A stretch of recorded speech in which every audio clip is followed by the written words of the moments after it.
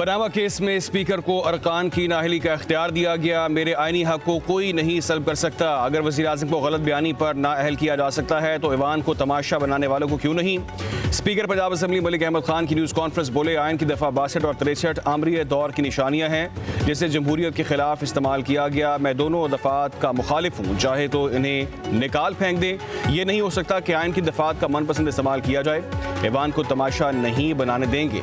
किसी को हक नहीं कि असम्बली में हुल्लड़बाजी करे। ईवान का तकद्दुस सबके लिए ज़रूरी है। ईवान की कार्रवाई में रुकावट डालना हल्फ की खिलाफ वर्जी है।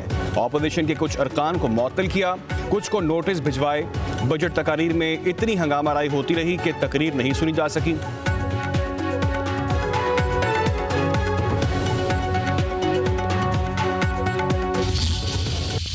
पाकिस्तान स्टॉक एक्सचेंज नई बुलंदियों पर कारोबार का आगाज होते ही 100 इंडेक्स में 1100 से ज़ायद पॉइंट्स का इजाफा।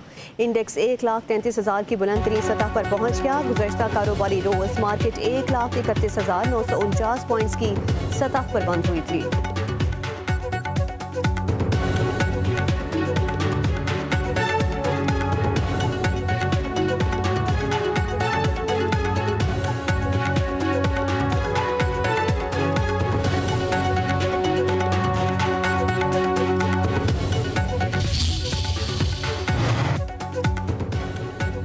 हुकूमत और स्टेट बैंक के सख्त फैसलों से मौशी बहाली हुई। अफरात ज़र कम तरीन सतह पर है। करंट अकाउंट सरप्लस हो चुका है। स्टेट बैंक के ज़र मुबादला ज़खायर 14 अरब डॉलर से तदाबुस कर गए।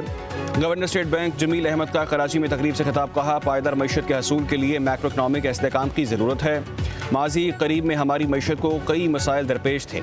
माजी के मसाइल से बचने के लिए ज़रूरी है कि गलतियाँ ना दोहराई जाएँ। पाकिस्तान में पायदार तरीके से मुआशी सरगर्मियाँ बढ़ रही हैं।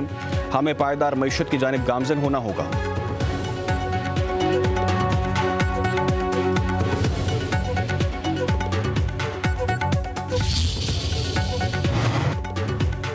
अमरीकी सदर डोनाल्ड ट्रंप की ब्रिक्स ममालिक को 10% इजाफी टैक्स लगाने की धमकी। कहा तिजारती शराकतदारों को आज टैरिफ लेटर भेज देंगे।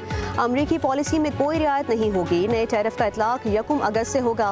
उधर अमरीकी सदर ने एलोन मस्क की नई सियासी जमात का ऐलान मुज़हका खेज करार दे दिया। कहा अमरीका सिर्फ 2 जमाती निज़ाम के लिए ही बनाया गया है, तीसरी पार्टी सिर्फ इंतशार पैदा करेगी।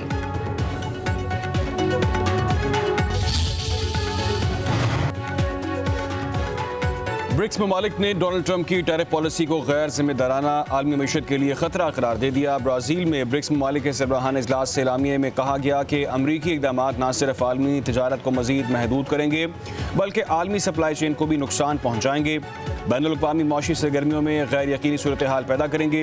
इजलास में रूस, भारत, चीन, जनूबी अफ्रीका, सऊदी अरब, मिस्र, मुत्तहिदा अरब अमारात, इथियोपिया, इंडोनेशिया और ईरान के वफूद की शिरकत। ब्रिक्स इजलास में ईरान और गजा पर इसराइली हमलों की मजम्मत।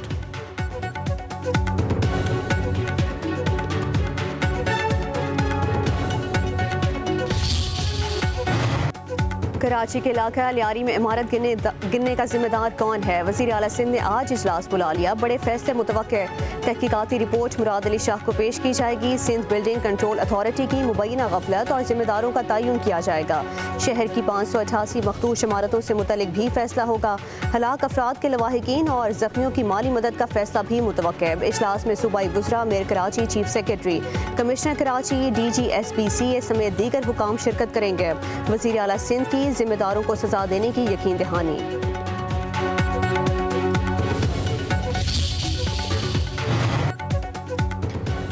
कई शहरों में बादलों की एक बार फिर एंट्री। कराची के इलाके शाहराह Faisal, Clifton, defence, PID CD road पर हल्की बारिश। ज़ेरा गाजी खान में मुसलसल दूसरे रोज भी बारिश। शहर के अहम चौक पानी में डूब गए। मलकवाल शहर और गिरदनवा में भी बारिश। मुतादिद फीडर स्ट्रिप करने से बिजली मुनक़ता। सिंध में कंदकोट और गिरदनवा में गरज चमक के साथ बारिश। NDMA का 10 जुलाई तक बारिशों सैलाब का अलर्ट।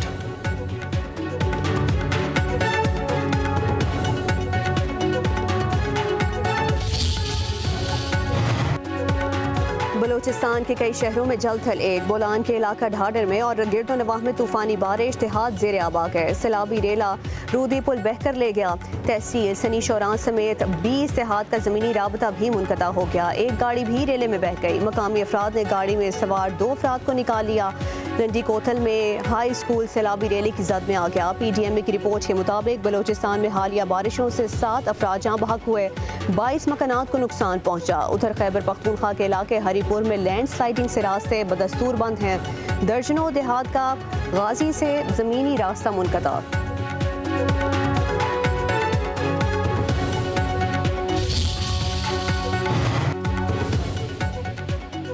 वज़ीर-ए-आला मरीम नवाज का मुहर्रम उल हराम में मिसाली अमन अमान और बेमिसाल खिदमत पर इजहार तशक्कुर। पुलिस, ज़िला इंतज़ामिया और तमाम इदारों को शाबाश कहती हैं। मुहर्रम उल हराम के दौरान जो खिदमत और अमन नजर आया, ऐसा पहले कभी नहीं देखा गया।